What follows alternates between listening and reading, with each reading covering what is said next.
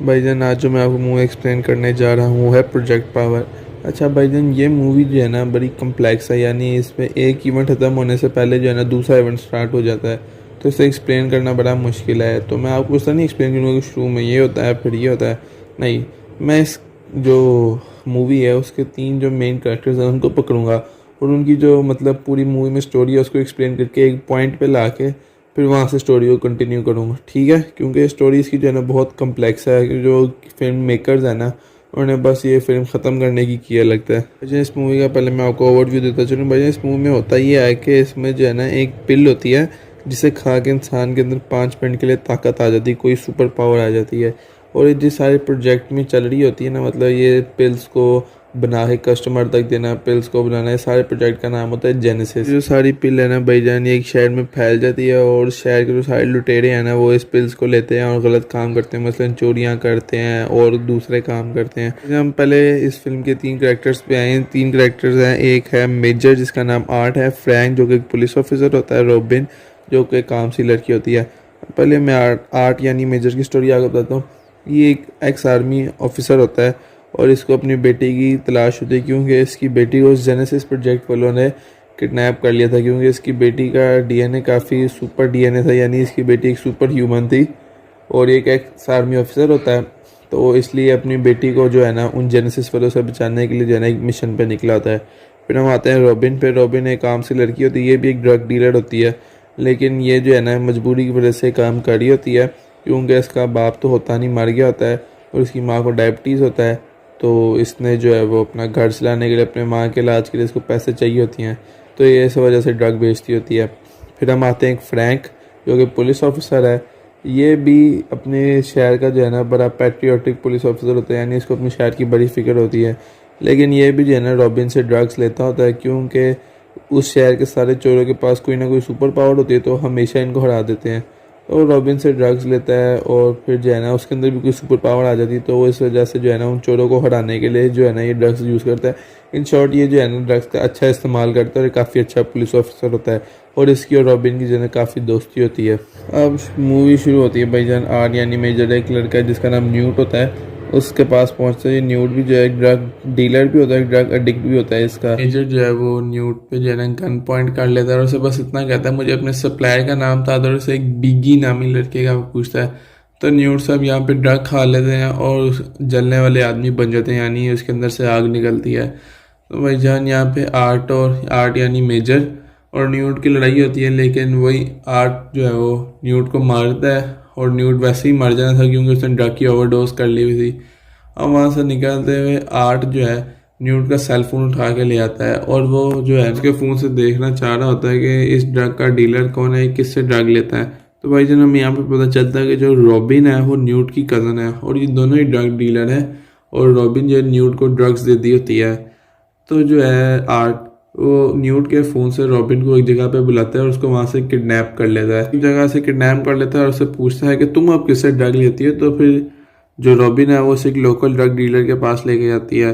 Art वहाँ पे जाता है लोकल ड्रग डीलर के पास, उन दोनों की लड़ाई होती है, आर्ट उसे भी मार देता है। फिर वहाँ से आर्ट को जो है एक चीज़ पता चलती है, एक टीवी दिखा मिलता है जिससे पता चलता है कि सारे जो ड्रग एडिक्ट है ना, यानी जो जो इस ड्रग्स को इस्तेमाल कर चुके हैं वो उनके एक्सपेरिमेंट का हिस्सा है, वो उन पर एक्सपेरिमेंट कर रहे हैं, उस ड्रग के साइड इफ़ेक्ट्स देख रहे हैं। यानी ये सारे जो है ड्रग को एक्सपेरिमेंट्स के लिए इस्तेमाल कर रहे हैं, कि इस ड्रग के साइड इफेक्ट देखना चाह रहे हैं और इससे जो है ना एक सुपर ड्रग बनाना चाह रहे होते हैं। भाई जहाँ सीन शिफ्ट होता है, फ्रैंक भी आ जाता है वहाँ पे, वो दिखाया पुलिस ऑफिसर होता है। तो एक बंदा बैंक से जो रॉबरी करके निकल रहा होता है, अब जो बंदा रॉबरी करके निकल रहा होता है वो तो इनविजिबल होता है क्योंकि उसने इनविजिबल होने की पिल खाई होती है, तो कोई पुलिस ऑफिसर उसे पकड़ नहीं पा रहा होता। तो यहाँ पे भाईजान फ्रैंक साहब आते हैं, वो भी एक पावर पिल खा लेते हैं जिससे जो है ना उनका जिस्म है मजबूत हो जाता है, उन पर गोली का कोई असर नहीं होता। वो जाता है उस बंदे को मारता है, बंदा फ्रैंक को गोली मारता है लेकिन गोली फ्रैंक के अंदर जाने की बजाय बाहर से रेजिस्ट होकर नीचे गिर जाती है, जो कि उसका पुलिस ऑफिसर का हेड देख लेता है। तो भाईजान वो तो उसको चोर को तो पकड़ लेते हैं, ठीक है, क्योंकि 5 मिनट बाद उस पिल का असर ख़त्म हो जाता है।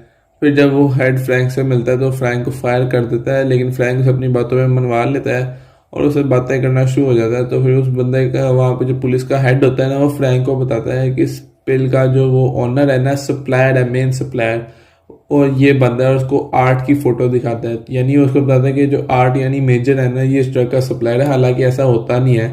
तो फ्रैंक के दिमाग में ये होता है कि जो मेजर है ये इस ड्रग का सप्लायर है। दूसरी तरफ मेजर की बैग पे गोली लगी होती है और वो रॉबिन से मदद मांगता है और रॉबिन भी भैया उसकी मदद करने पे तैयार हो जाती है।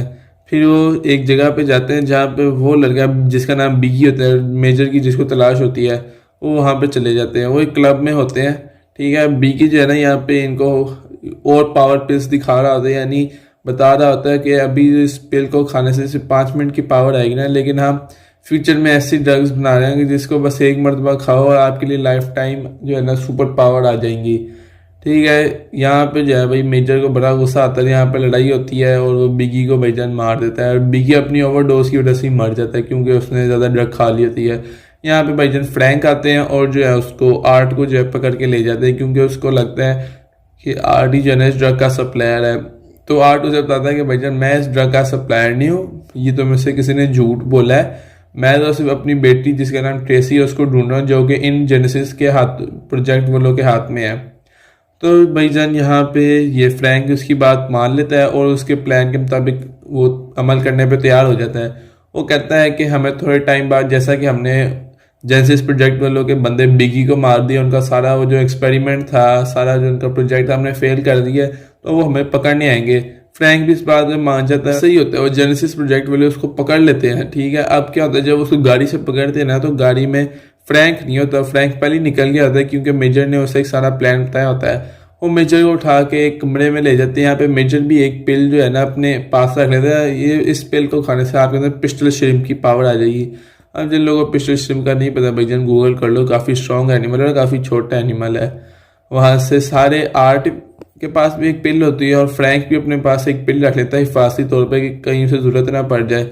और यहाँ पे रॉबिन जाके ट्रेसी को बचाती है और यहाँ से फ्रैंक जाके जो है आर्ट को बचाता है और यहाँ से सारे निकलते हैं। फिर यहाँ से हमें एक डॉक्टर का पता चलता है जिसका नाम होता है गार्डनर, जो कि सारे जेनेसिस प्रोजेक्ट की हेड होती है।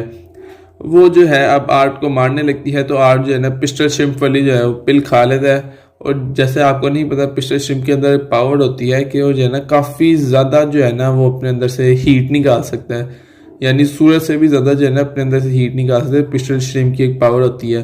तो पिस्टल श्रिम्प की वो पिल खा के आर्ट के अंदर भी पावर आती है और अपने अंदर से काफ़ी ज़्यादा एनर्जी निकालता है, जिसकी वजह से सारे आसपास की जो चीज़ें होती हैं वो पिघल जाती हैं, सारे आसपास के मर जाते हैं। खा के आर्ट की भी तबीयत थोड़ी ख़राब होती है, लेकिन भाईजान चलेगा, अपनी बेटी को बचाने आया है।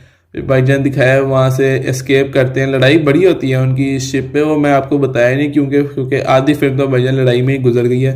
इनकी काफ़ी लड़ाई होती है वहाँ से, फिर ये शिप से एस्केप कर जाते हैं। उसके बाद दिखाया कि आर्ट कहता है कि मेरा काम तो मुकम्मल हो गया, मैंने अपनी बेटी ट्रेसी को बचा लिया। वहाँ से भाईजान यहीं पे मूवी ख़त्म हो जाती है। यहाँ से फ्रैंक भी चला जाता है, रॉबिन भी चला जाता है और यहाँ पे जाते जाते आर्ट जो है रॉबिन को जो इनाम के तौर पे थोड़े से पैसे देता है और अपनी जीप देता है, क्योंकि भाईजान रॉबिन ने तो ट्रेसी को बचाया होता है और इनके साथ भी मिल जाती है रॉबिन बचाने के लिए, और वो ड्रग भी नहीं अब सप्लाई करती होती। और यहीं पे मूवी ख़त्म हो जाती है। अगर मूवी पसंद आई तो चैनल को सब्सक्राइब और वीडियो को लाइक कमेंट शेयर करना ना भूलिएगा। मैं मिलूंगा नेक्स्ट वीडियो में, तब तक के लिए बाय बाय।